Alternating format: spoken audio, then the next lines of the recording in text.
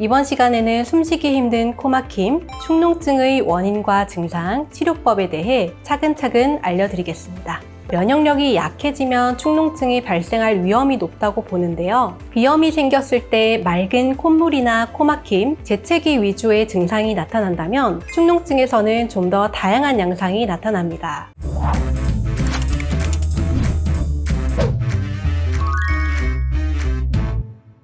모르면 평생 앓는 병, 알면 이겨낼 수 있다. 안녕하세요. 병의 증상부터 원인까지 세심하게 살피는 한의사 김지연입니다. 지난 시간에는 좀처럼 멋지 않은 만성 기침에 대해 깊이 있게 말씀드렸는데요. 이번 시간에는 숨쉬기 힘든 코막힘, 축농증의 원인과 증상, 치료법에 대해 차근차근 알려드리겠습니다. 축농증, 어떤 병인가요? 코 주위의 두개골 내의 빈 공간인 부비동에 염증이 생기는 질환을 부비동염이라 합니다. 일상적으로는 축농증이라고도 부르는데 풀어서 말하자면 쌓일 축에 고름농으로 고름이 쌓인다는 뜻에서 나온 표현입니다. 오늘 이 시간에는 이해를 돕기 위해 부비동염과 축농증이라는 표현을 함께 사용하겠습니다. 축농증에 걸리는 원인은 무엇인가요? 부비동은 좌우로 존재하는 상악동, 사골동, 전두동과 더 안쪽에 자리한 저평동까지 4부위로 이루어집니다. 사춘기 이전의 어린이는 부비동이 완전히 발달하지 않아 그 크기가 작고 분비물 배출구가 좁아 쉽게 막힐 수 있어 부비동염에 걸릴 위험이 상대적으로 높습니다. 또한 알레르기 비염이 반복되면 점막부종과 배출 장애로 인해 부비동염으로 이어질 수 있고 편도선염이나 인두염 같은 상기도 염증이 있을 때 부비동염이 동반되거나 그 증상이 악화될 수 있습니다. 한의학에서는 축농증의 원인을 무엇으로 보나요? 한의학에서는 호흡을 담당하는 폐와 소화를 돕는 피, 기초 체력을 지켜주는 신의 기능이 떨어져 면역력이 약해지면 축농증이 발생할 위험이 높다고 보는데요. 풍열이나 풍한과 같은 외부의 해로운 기운이 코와 부비동에 침입해 질환이 나타나는 걸로 봅니다. 더 풀어서 말씀드리자면 바람을 타고 몸속에 들어오는 열기운인 풍열이 작용하면 고열과 함께 두통, 입이 마르고 얼굴이 벌게지는 양상이 동반될 수 있습니다. 찬바람과 냉기가 몸에 침입하는 풍한으로 인하여 축농증이 생기면 으슬으슬 오한이 들고 혀에 백태가 끼면서 몸살이 생길 수 있습니다. 축농증의 대표적인 증상은 무엇이고 비염과는 어떻게 다른가요? 비염이 생겼을 때 맑은 콧물이나 코막힘, 재채기 위주의 증상이 나타난다면 축농증에서는 좀 더 다양한 양상이 나타납니다. 축농증이 급성으로 올 때는 주로 오전에 이마나 안면부에 통증이 생기는 경우가 많습니다. 누워 자는 동안 부비동에 분비물이 고이면서 압력이 높아지고 아침에 일어나면 고여있던 분비물이 좁아진 통로를 통해 원활하게 배출되지 못하기 때문입니다. 만성 축농증의 경우에는 항상 코가 막히면서 누런 콧물이 나오고 후각 기능이 저하돼 냄새를 잘 맡지 못하는 경향을 보입니다. 한창 공부에 열중해야 할 청소년기에 만성 축농증을 앓게 되면 잦은 두통과 코막힘으로 집중력에 영향을 받는 경우가 많습니다. 또 다른 증상으로 코 뒤쪽으로 콧물이 넘어가는 후비루 증상이 있는데요. 후비루 증상이 지속되면 인두 점막이 반복적으로 자극을 받아 목에 가래가 낀 듯한 이물감을 느끼며 만성 비인두염으로 이어질 수 있습니다. 감기가 축농증으로 이어질 수도 있나요? 네, 가능합니다. 감기로 코 안의 비강이 부으면 환기가 어려워지고 비강 내 통로가 좁아져 점액 배출이 어려워집니다. 비강과 부비동의 점액이 배출되지 못하고 고이게 되면 세균 감염 위험이 커져 축농증으로 이어질 수 있습니다. 따라서 감기에 걸린 후 코막힘과 함께 콧물이 뒤로 넘어가는 후비루 증상이 10일 이상 지속되거나 안면통이나 발열 증상이 동반된다면 각별한 주의가 필요합니다. 축농증은 왜 자꾸 재발하나요? 축농증은 염증 소인이 있는 점막 기능이 회복되지 않으면 재발하기 쉽습니다. 일반적으로 면역력이 약해 감기에 자주 걸리거나 비염, 천식 같은 기저질환이 있는 경우 점막이 쉽게 붓고 염증이 반복되면서 축농증이 재발할 수 있습니다. 한의학에서는 폐, 비, 신의 장부 기능이 약해지면 축농증 발병 위험이 커지고 만성화되기 쉽다고 봅니다. 따라서 약해진 장부 기능을 보강하고 면역력을 회복해야 재발을 막을 수 있습니다. 이 밖에 담배 연기나 미세먼지가 많고 건조한 환경에 지속적으로 노출되는 것도 축농증의 재발 가능성을 높일 수 있으므로 가급적 피해 주시는 것이 좋습니다. 축농증에 취약한 사람의 특징이 있을까요? 면역 저하 상태거나 점막 방어력이 떨어져 비강과 부비동의 염증이 만성화되기 쉬운 분들이 축농증에 취약하다고 볼 수 있습니다. 추가적으로 구조적인 문제가 있는 경우도 있는데요. 코 안의 벽이 휘어져 분비물 배출이 어려울 만큼 비중격 완곡이 심하거나 용종 등으로 인해 부비동의 분비물이 잘 빠져나가지 못하면 축농증이 발생할 위험이 높습니다. 축농증도 가족력이 있나요? 축농증은 유전병으로 보기는 어렵지만 알레르기 소인이나 면역 반응 성향은 가족력과 연관이 있을 수 있습니다. 특정한 물질에 면역 체계가 과민 반응하거나 알레르기 비염을 앓고 있다면 코 점막이 쉽게 붓고 염증이 생겨 축농증으로 이어질 수 있습니다. 다만 이런 유전적 소인이 있다고 해서 반드시 축농증이 생기는 것은 아닙니다. 흡연이나 알레르겐, 미세먼지 등에 노출되는 환경적인 요인이나 생활 패턴 같은 인자가 함께 작용할 때 발병 가능성이 높아집니다. 계절이 축농증에 영향을 주나요? 네, 그렇습니다. 다만 계절에 따라 축농증이 발생하는 원인이 달라서 관리 포인트를 다르게 가져가면 좋은데요. 보통 겨울에는 급성 부비동염에 걸리기 쉽고 기존의 축농증 환자도 증상이 악화되기 쉽습니다. 건조한 공기와 난방으로 인해 코 점막이 마르면서 방어 기능이 약해져 감기에 걸릴 위험이 커지기 때문인데요.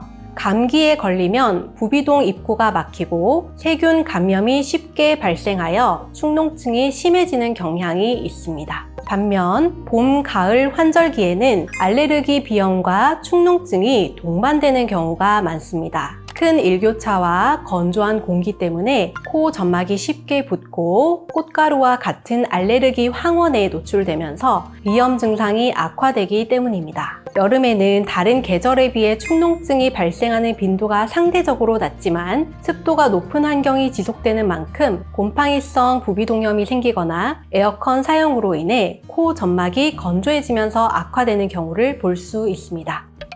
축농증 방치하면 어떤 문제가 생기나요?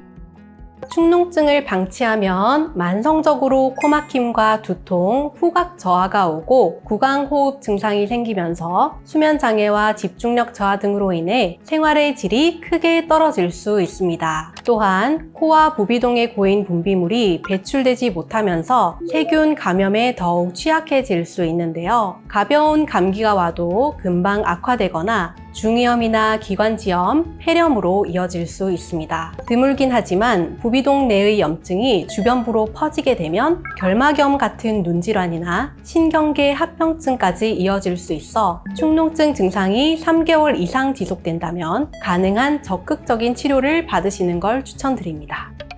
축농증이 기관지나 폐에도 악영향을 줄 수 있나요? 축농증이 오래되면 호흡기 점막이 약해져 있을 가능성이 높습니다. 축농증으로 발생한 농성 분비물이 목 뒤로 넘어가는 후비로 증상이 반복되면 인두와 기관지 점막을 자극하여 기침, 가래를 악화시킬 뿐 아니라 천식이나 기관지염을 유발할 수 있습니다. 특히 면역력이 약한 노약자의 경우 이 과정에서 세균 감염 위험이 높아져 만성 기관지염이나 폐렴 같은 합병증으로 이어질 수 있어 주의가 필요합니다. 부비동염 수술에 대해 어떻게 생각하시나요?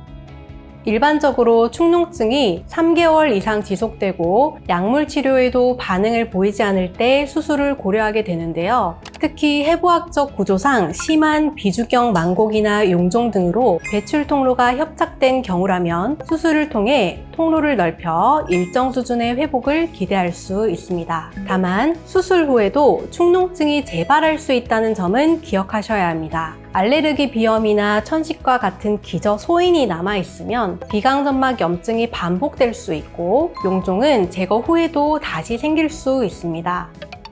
그렇다면 수술하지 않고도 농을 뺄 수 있나요? 네, 비강 점막 기능을 정상화시키면 가능합니다. 초기나 경증인 경우에는 코 세척 등의 방법을 활용하여 농을 뺄 수 있지만 만성화된 단계에서는 배출 통로 자체가 좁아져 한계가 있습니다. 이때 수술적인 방법을 고려할 수 있지만 수술 이후에도 축농증이 재발하여 내원하시는 경우가 많습니다. 축농증 치료에서는 점막의 만성적인 염증을 가라앉혀 비강 내 통로를 확보해야 하는 것이 필수적입니다. 비강의 점막 환경을 정상화시킨다면 충분히 통로를 확보할 수 있고 농은 그 길을 따라 자연스럽게 배출될 수 있습니다. 평강 한의원에서는 축농증을 어떻게 치료하나요?